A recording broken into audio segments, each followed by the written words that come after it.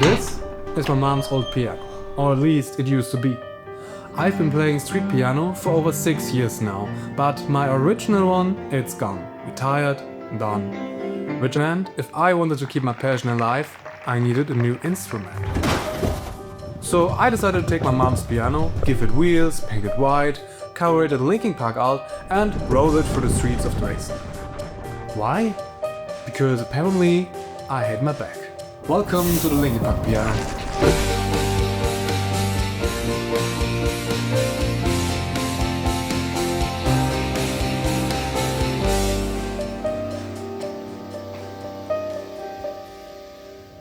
Step 1. Make this 300 kilo beast portable. My dad helped me to rotate the piano 90 degrees so we could attach the steel frame with the wheels onto it. And in the process we somehow managed to trap the wrench inside the piano, like the piano literally ate it. The only way to say it? Saw through the bone. Good start.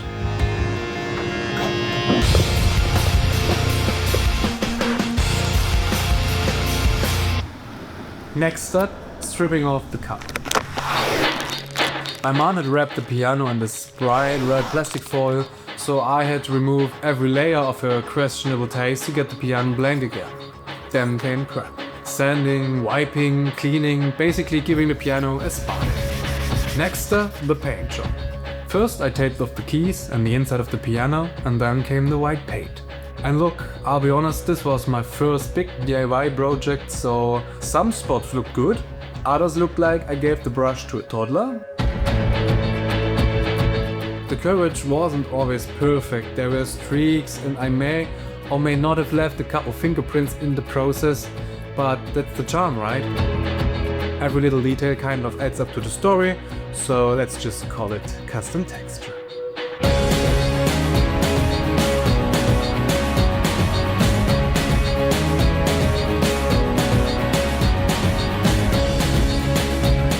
Now for the fun part, I used the projector to beam James Jean and Linkin Park artwork onto the piano, then trace it all with markers. Sounds easy, right? Nope, James Jean doesn't do easy. His artwork is insanely detailed, which meant hours, actually days, I'd sit there hunched over, tracing every single line while my right arm fell asleep. Every 20 minutes I had to stand up, stretch, shake it out, pretend I was fine and then go back in for another round. And this wasn't even the hardest part. The 3D effect is where my patience really gets tested. Basically, I had to rotate the projector, twist the piano, step back, squint, and repeat the process for about 1,000 times. Every time I thought, yes, this looks perfect, I'd move 2 inches to the left, and suddenly it looked like modern art gone wrong. So I'd adjust again and again and again. Painting around the corners? Yeah. Try holding your arm for 10 minutes straight while tracing tiny little lines that seem to multiply every second. But then the magical moment. When you look at it from the right angle, boom! The artwork becomes 3D. But when you stand at the wrong angle, well, it just looks weird. Don't stand there.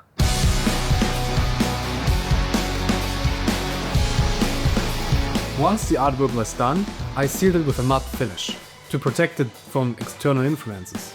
Then came the most satisfying part, peeling off the tape. Except, reality check, instead of one clean swoosh, mine ripped halfway through, stuck to my fingers and made me fight for every centimeter. The tape came off, but some lines were torn apart, others had color dots, and there was even some color that ran into the gaps. I tried removing most of it, but the piano definitely took some battle scars from the makeover.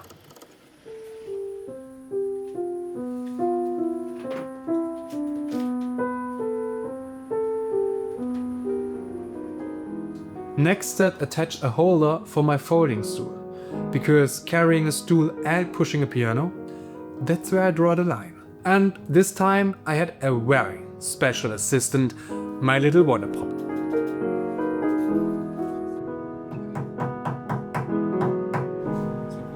He helped me mount the stool holder on the back of the piano, so he's now officially co-creator of this project.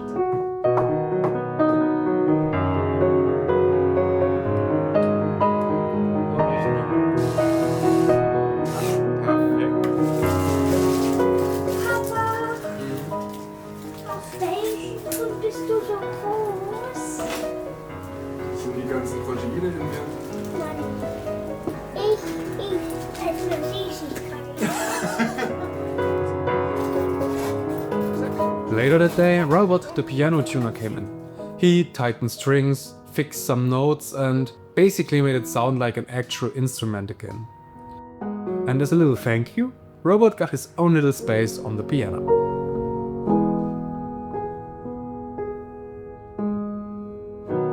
But of course I couldn't just leave it there. After staring at the artwork for days, I decided to go back in and fill every white gap of the artwork with grey, which sounds simple until I realized I had already sealed the surface with the matte finish, meaning the surface didn't take the marker as well anymore.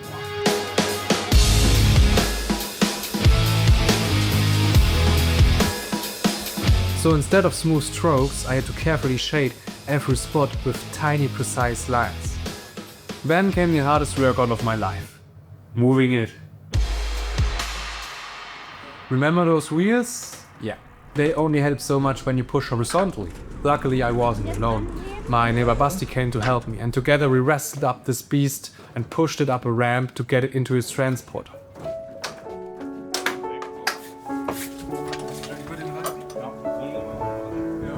And now, finally, the streets of Dresden.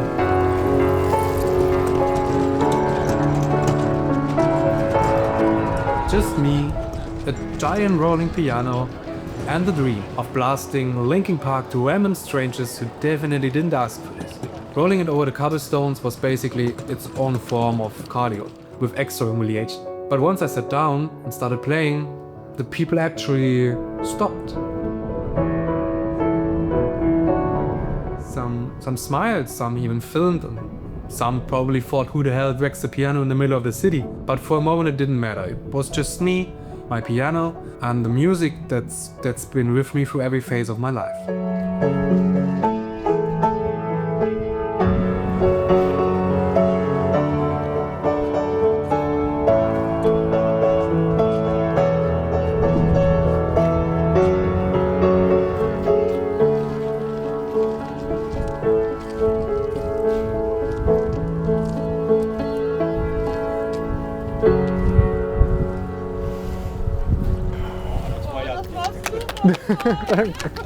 Dankeschön.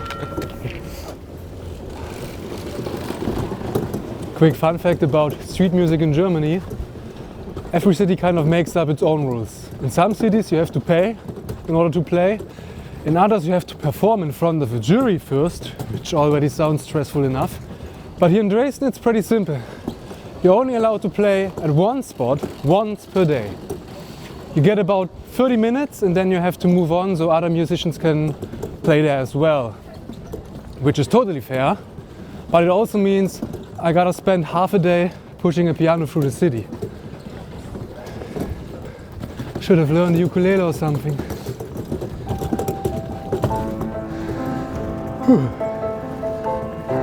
So, da will ich hin. Blinker setzen und abbiegen.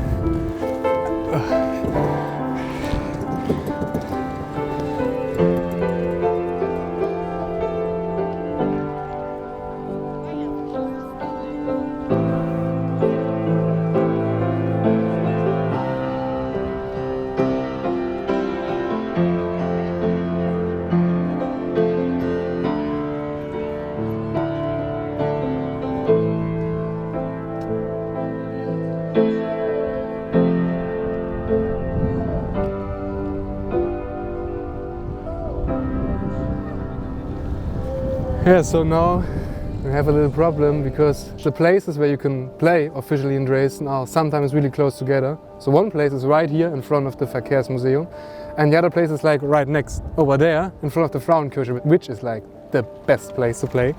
And I didn't got it today, so I gotta surrender to the nice guy named Alex over there. He got the place first and it would suck if I would play right now here because the music would just collide and mix up and it sounds terrible. So this round goes to you, Alex. Next time I'll be faster. I get you. I get your place. I get your money. I get your wife.